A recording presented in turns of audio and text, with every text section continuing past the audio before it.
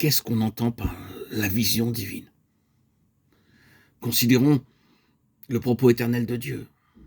Premièrement, la vision signifie voir le propos de Dieu. Il semble que ce soit ici un critère essentiel. Nous sommes confrontés à l'entendement du but de Dieu. Le propos éternel est divin. Et nous serons toujours éprouvés quant à la véracité de ce que nous prétendons voir, soit qu'il s'agisse de quelque chose que nous avons vraiment reçu de l'Esprit de Dieu, ou bien d'un vocabulaire que nous avons emprunté. Nous serons testés afin de déterminer si ce que nous appelons la vision est quelque chose que l'Esprit Saint a forgé en nous, ou bien d'un enseignement que nous avons entendu ou lu et que nous avons adopté. Le développement de nos vies mettra en évidence cet aspect de la vision divine.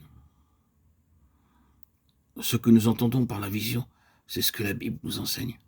Le propos éternel de Dieu vu et accepté tel que Dieu nous l'a révélé. Là où il n'y a pas de vision, le peuple ira à sa perte et se désagrégera spirituellement.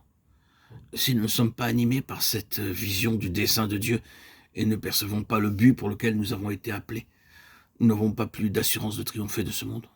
Aujourd'hui et demain, que les non-croyants, à moins de voir pourquoi Dieu s'est donné le but auquel il s'est attaché, nous deviendrons paralysés, nous nous effondrerons, notre témoignage sera réduit à néant, notre service deviendra inefficace et notre assurance disparaîtra. Dans la vie chrétienne, au travers des jours mauvais que nous vivons, rien ne pourra nous éloigner de ce qui a été déposé dans nos cœurs par le Saint-Esprit quant au propos éternel de Dieu. C'est cela la vision. Ensuite, nous devons voir les principes qui régissent le dessein de Dieu, qui gouvernent le propos éternel de Dieu. C'est-à-dire discerner comment Dieu parviendra à atteindre son but, ainsi que les lois qui ont été déterminées et arrêtées par lesquelles le Seigneur Dieu arrivera à ses fins.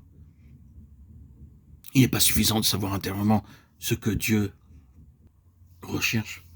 Il est autrement important de connaître comment Dieu atteindra son but.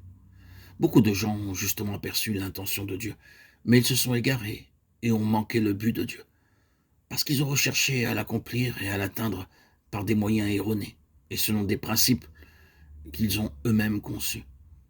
Les principes qui gouvernent les agissements de Dieu à l'égard de son but n'ont pas été reconnus. Sans eux, la vision perd toute sa signification.